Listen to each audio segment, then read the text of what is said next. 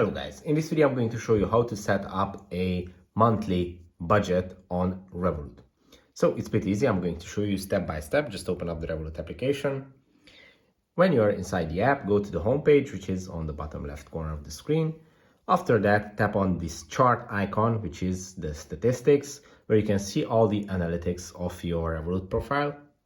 Then just scroll down and here is the setup budget option. And when you open it up, it's going to show you this page where you can type in the maximum amount of budget that you would like to spend monthly. Just tap on continue.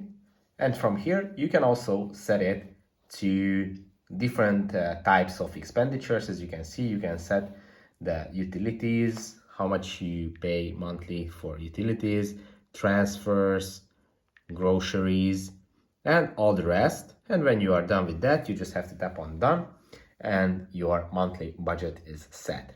So it's pretty easy to do. I hope this video was helpful for you. If it was, please consider sending a super thanks donation.